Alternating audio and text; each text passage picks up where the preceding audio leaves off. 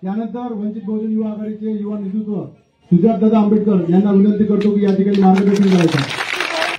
आणि माझ्या मित्रांनो, तुम्हा सर्वांना माझा जय जिजाऊ, जय शिवराय, जय ज्योती, सलाम अलैकुम आणि जय भीम। सर्वात प्रथम मी आज इकडे ही घोषणा करतो की डॉक्टर बाबासाहेब आंबेडकर व्यायामशाळा पिंपळगाव याचं लोकार्पण सोहळा कंप्लीट झालेला आहे आणि आजपासून आपल्या सर्वांसाठी ही व्यायामशाळा उपलब्ध आहे। आणि खास करून या गावाच्या सदस्यांचं, आपल्या गावाचे सरपंचजी आणि वंचित बहुजन युवक आघाडीचे सगळे सदस्य, ज्यांची ही आयडिया होती, ज्यांची ही कल्पना होती की आपण प्रत्येक गावामध्ये एक व्यायामशाळा काढू, यांचं खास करून मी त्यांचे आभार मानतो आणि यांना पण शुभेच्छा देतो की एक खूप चांगला उपक्रम आपण इकडे राबवलाय। आणि तो याच्यासाठी राबवलाय की आपल्या सर्वांना माहिती आहे की आपल्याच गावामधनं, आपल्या जिल्ह्यामधनं असे बरेचसे पोर आहेत, तरुण युवक आहेत, जे पोलीस ट्रेनिंगसाठी व्यायाम करू इच्छित आहेत, जे आर्मी भरतीसाठी व्यायाम करू इच्छित आहेत, आणि तेवढंच नाही तर पुढील सरकारी नोकरी मिळावी त्याच्यासाठी बँक असो, रिझर्व्ह पोलीस असो, रेल्वेज असो, एअरफोर्स असो किंवा वेगवेगळ्या सरकारच्या ज्या संघटना असो, तिकडे स्पोर्ट्स कोट्यामधनं, क्रीडाच्या कोट्यामधनं नोकरी घ्यायला बघतात। ही आपली पुन्हा रनिंग करतात, पळतात, धावतात आणि फिजिकलची तयारी करतात, पण त्यांना व्यायामशाळा नसल्यामुळे इकडचे बाकीच्या प्रस्थापितांपासून मार खातात। आणि ते आपल्याला थांबवण्यासाठी आपण एक महत्वाचा उपक्रम राबवलाय, ते म्हणजे गाव तिथे व्यायामशाळा। हा एक महत्वाचा उपक्रम वंचित बहुजन आघाडीने राबवला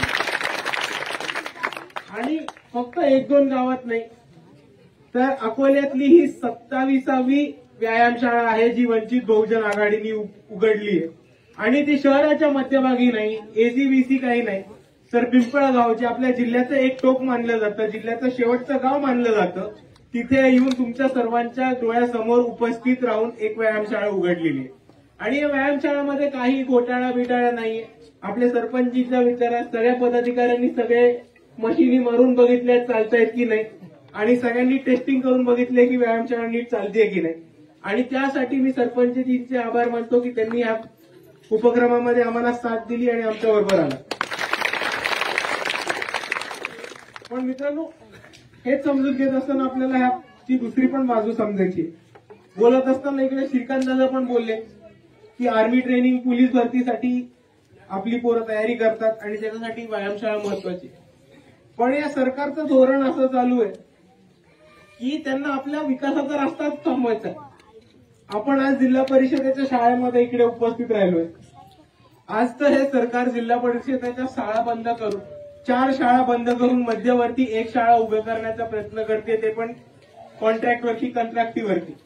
दुसऱ्याच बाजूला पोलीस भरती असेल, इकडच्या शासकीय सरकारी नोकऱ्या असतील, अधिकाऱ्यांचे पोझिशन असतील, त्याची भरती बंद करून इकडचं सरकार ते कंत्राटी भरती सुरू करत आहे। आणि ह्या सगळ्या परिस्थितीमध्ये इकडच्या युवकांसाठी, तरुणांसाठी, कष्टकरी समाजातल्या गोरगरिबांच्या, शेतकऱ्यांच्या पोरांसाठी कोण उभं राहून लढत असेल तर ते फक्त आणि फक्त बाळासाहेब आंबेडकर आणि त्यांची वंचित बहुजन आघाडी। आणि म्हणून मी आपल्या सर्वांना ही विनंती करतो की आपण सगळे काही मिंदे नाही होत, आपण सगळे काही आंधळे नाही होत। काय चालू आहे ते आपल्याला दिसतं, काय चालू आहे ते आपल्याला समजतं, आणि ह्या सगळ्या गोष्टी आपण आपल्या डोळ्यांनी बघा, आपण आपल्याच डोक्याने विचार करा।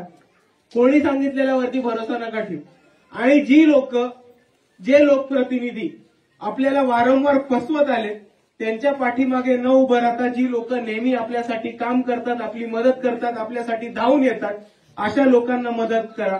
आणि मग त्याची सुरुवात आपण बाळासाहेब आंबेडकर यांच्या लोकसभेच्या निवडणुकीपासून करू आणि त्याचा शेवट आपण पिंपळगावच्या ग्रामपंचायतीमध्ये करू। एवढं मी बोलून जय भीम, जय संविधान।